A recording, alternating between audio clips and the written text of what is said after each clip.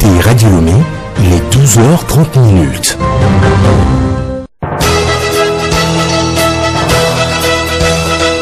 Le journal Yasmine Adoko. Madame, Monsieur, bonjour. Au sommaire de ce journal, l'avenir des jeunes préoccupe le gouvernement.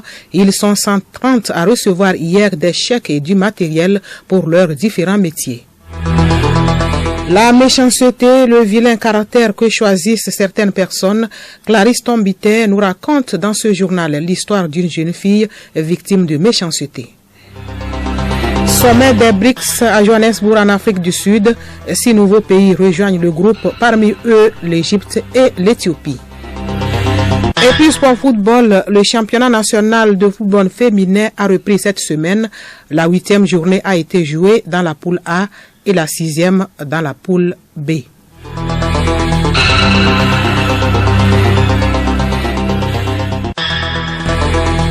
radiolomé.tg. Le Togo est résolument sur la voie de l'émergence. Les exportations au premier trimestre de cette année ont atteint une valeur totale d'un peu plus de 211 milliards de francs CFA pour une quantité de 900 000 tonnes de marchandises. Ce chiffre représente une progression de 11,4% par rapport au premier trimestre de l'année dernière. Les exportations restent concentrées surtout au niveau des 10 principaux produits, représentant jusqu'à 63,5% des ventes à l'étranger. Gillette Camdet. Les exportations de phosphate occupent la première place du classement.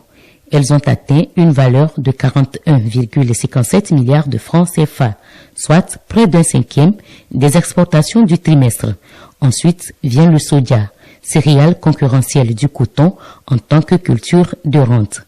Les exportations du soja sont de 14,8 milliards de francs CFA, soit 7% des ventes à l'export. En troisième position viennent les exportations des produits plastiques, tels que les sacs, sachets, pochettes et cornets en matière plastique, avec une valeur de 14,18 milliards de francs CFA, représentant ainsi 6,7% des exportations nationales. 3 principaux partenaires commerciaux ont fortement marqué le marché des exportations du trimestre. Il s'agit de l'Inde, du Burkina Faso et du Bénin. L'Inde a reçu 19,3% des exportations du Togo au cours du trimestre. 10,1% des exportations ont été expédiées vers le Burkina Faso. Le Bénin a reçu 8,7% du volume des exportations togolaises. Les ventes des principaux produits au Togo sont estimées à 77,2 milliards de francs CFA, soit 36,5% de l'ensemble de ce que le pays fournit au reste du monde. La hausse de ces exportations constitue une plus-value pour le budget national. Elle va permettre de mobiliser plus de recettes nécessaires au financement de nouveaux projets. Les actions du gouvernement s'orientent vers les jeunes. À l'occasion de la Journée internationale de la jeunesse observée hier mercredi à Lomé, du matériel de travail et des chèques ont été remis aux ouvriers et associations de jeunes. C'est pour leur permettre de se mettre au travail et d'être autonomes. Raoul Tetuniake. Au total, 75 jeunes, dont 55 filles, ont bénéficié des chèques portant une somme de 500 000 francs CFA, des machines à coudre, des séchoirs, du matériel de soudure à l'arc, de la maçonnerie, de la menuiserie aluminium, de la mécanique automobile et du matériel informatique ont été offerts à ces jeunes. Cette masse juvénile vient du centre rural d'activités socio-éducatives de Pélégovier à Védi, à Lomé, de la maison des jeunes d'Adétikopé, entre autres. Joyeuse d'outils par la mangue, une des bénéficiaires du chèque s'exprime. Nous allons sensibiliser les jeunes, nous allons les amener à s'approcher plus de leurs autorités, à prendre part aux activités communautaires, à s'exprimer surtout, développer leur talent, montrer ce qu'ils savent faire et amener les autorités à les appuyer dans tout ce qu'ils voudront faire. Le directeur de l'ONG Compassion Internationale à Ronon, Olivier, revient sur le thème lié à la compétence des jeunes. Il invite les jeunes à se faire former dans le domaine environnemental. Le message phare, c'est que nous avons plein d'opportunités dans le domaine de l'environnement, les changements climatiques, l'agroécologie. et nous invitons les jeunes passionnés de ce domaine-là à pouvoir se former. Parce que l'importance maintenant, c'est avoir les capacités, les compétences nécessaires pour pouvoir agir. Donc la jeunesse est une opportunité pour nous pour pouvoir agir et mobiliser différents acteurs en vue de répondre pour l'avenir durable de notre nation. C'est pour cela que nous invitons les jeunes à développer les compétences vertes en vue de pouvoir servir dans les différentes sphères. Les compétences vertes pour la jeunesse, former les jeunes et les doter de compétences nécessaires pour bâtir un avenir durable a été le thème de cette célébration. Autre sujet de ce journal, le dossier sur la vision s'achève aujourd'hui. La vision, c'est une idée que l'on projette par le biais de son imagination. C'est aussi la représentation de ce que l'on veut devenir ou réaliser au cours d'une période donnée. Elle se concrétise à travers des objectifs et un plan d'action. À quoi s'expose alors une personne qui n'a pas de vision? Le coach en développement personnel Akondo Bileri répond. Sans une vision, vous n'avez aucun projet digne de ce nom et vous ne pourrez jamais réaliser quelque chose de remarquable. Vous ne savez pas non plus où vous allez, vous ne savez pas ce que vous devez faire, vous improvisez vos actions parce que vous ne pouvez pas les planifier. Sans une vision, vous êtes toujours dans l'urgence, en train de réaliser des tâches qui n'ont aucune finalité. Vous êtes dans l'immédiateté, vous vous déterminez en fonction de vos émotions ou en fonction des pressions extérieures. Sans une vision, vous posez des actes sans prendre conscience de leurs conséquences. Il faut ici penser à tout ce que nous publions ou commentons sur les réseaux sociaux.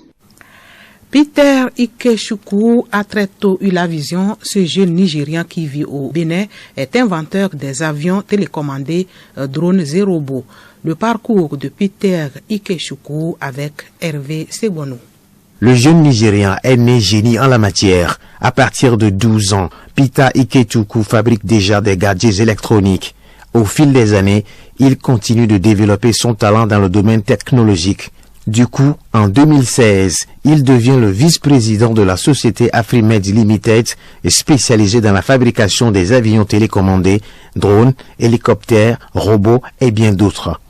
En 2022, en vue de partager ses connaissances, Peter débarque au Bénin avec les activités de sa société. Il forme actuellement une vingtaine d'étudiants en construction de robots, de drones et des avions télécommandés. Ce qui surprend, Peter dit qu'il n'a pas appris la fabrication d'avions. Magazine agricole à présent, regrowing, c'est le nom de la tendance qui consiste à faire repousser les légumes chez soi. Par exemple, comment cultiver son propre gingembre à domicile. C'est le sujet qui intéresse Juliette Kamdé dans Magazine agricole. Pour cultiver le gingembre chez soi, il faut de la patience, mais aussi un certain nombre de choses. D'abord, prévoir un bol d'eau et 2 pots de plantation avec des trous au fond, l'un d'une capacité d'environ 4 litres et l'autre de 15 à 20 litres. Ensuite, choisir un morceau de gingembre avec des yeux, c'est-à-dire des bourgeons de la pousse, également appelés nœuds de végétation. C'est à partir de là que la plante va se développer. À l'aide d'un couteau tranchant, couper le gingembre en morceaux d'environ 5 cm de long, de manière que chaque morceau ait au moins un œil. Après, placez les morceaux coupés dans le bol rempli d'eau pendant une journée. Au bout de 24 heures environ, remplir le petit pot de plantation ou pot de fleurs bien évidemment, aux 2/3 de terreau. Ce type d'engrais obtenu en passant au tamis le mélange de terre et de produits de décomposition d'un dépotoir. Déposer le gingembre coupé dans le pot sans le serrer. Recouvrir les morceaux d'environ 2 cm de terre. Arroser légèrement jusqu'à ce que la terre soit humide.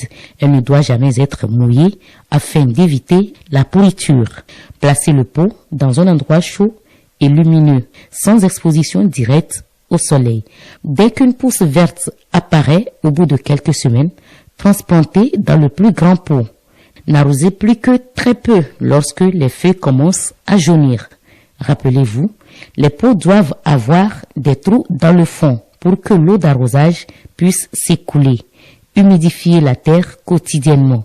Au bout de 7 à 10 mois, toutes les feuilles sont jaunes est fanée. En ce moment, on pourra déterrer le tubercule de gingembre.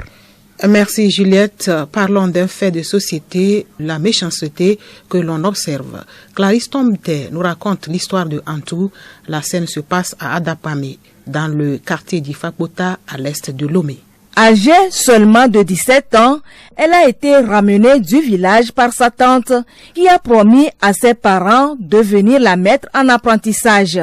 Après 1 an d'assistance à la maison, son rôle est de surveiller son enfant âgé seulement de 2 mois. 7 ans après, Antou n'a jamais eu la chance d'apprendre un métier. À 24 ans, elle continue d'être battue. Elle n'a ni savon pour se laver régulièrement, ni pommade pour se pommader en période de fraîcheur. Elle a le droit de manger seulement s'il y a des restes de nourriture du soir pour la famille. La première à se lever, la dernière à se coucher, après que tout le monde soit allé au lit. Le jour du pire, c'est lorsque sa tante a versé de l'eau chaude sur elle pour avoir oublié de laver les chaussures de sport de son mari. De pareilles scènes se produisent tous les jours dans nos sociétés sans qu'aucune voix ne se lève pour dénoncer.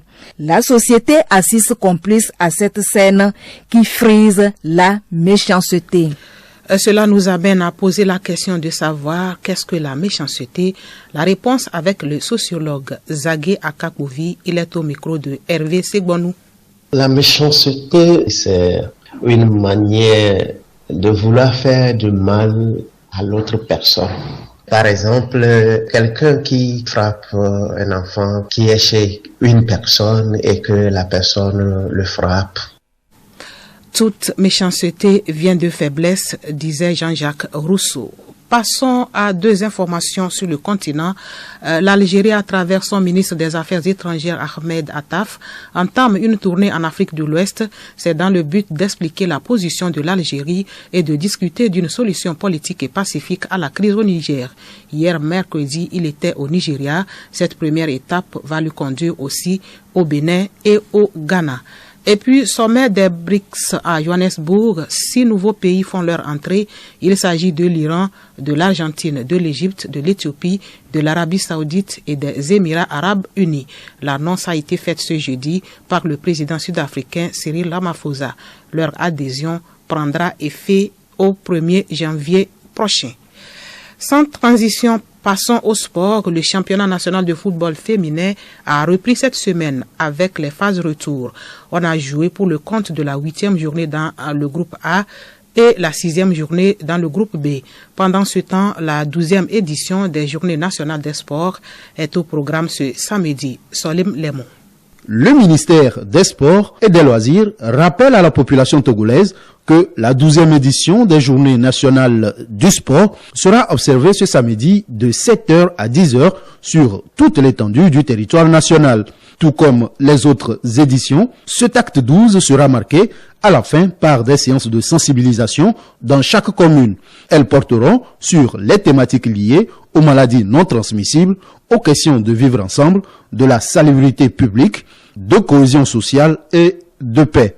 Et justement, une table ronde a été organisée par le ministère des Sports après une année de mise en œuvre des Journées nationales du sport. Le thème de cette table ronde est les JNS, 1 an déjà, bilan et perspective.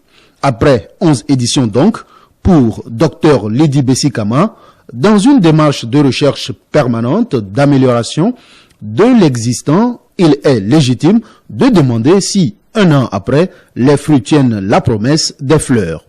Il s'agit pour elle de recueillir l'appréciation des participants sur l'organisation actuelle des JNS, relever les principales difficultés liées à la mobilisation des populations et formuler des propositions et recommandations pertinentes pour une meilleure organisation des futures éditions. Le championnat national de football féminin a repris cette semaine. Dans le groupe A au sud, Atleta FC a battu US Amou 1-0. C'est sur ce même score que Ahe FC a disposé de Tempête FC, puis Winner Girl et Biliva FC ont fait match nul, 1 partout. Dans le groupe B au nord, Asco Féminine et New Star font jeu égal 2 partout. Étoile féminine perd 0 contre 2 pour Pilote FC. Djabir et Gazelle font jeu égal, un but partout. Tournoi ATC, le canton d'Akata sera à l'honneur des demi-finales. Les 4 demi-finalistes se donnent rendez-vous au terrain de lycée Akata. Samedi, Opéra de Kpimé-Oumé croise AS Litos de Dany et Lavagnon.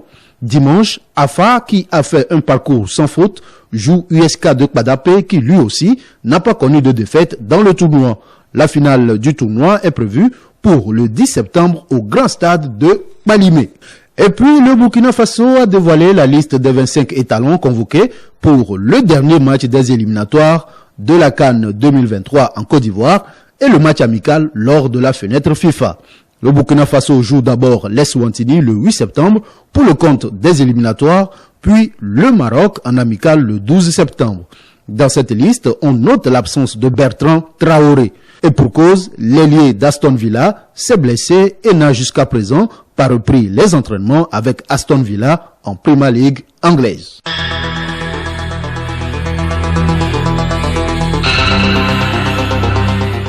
C'est la fin de ce journal dont voici le rappel des titres.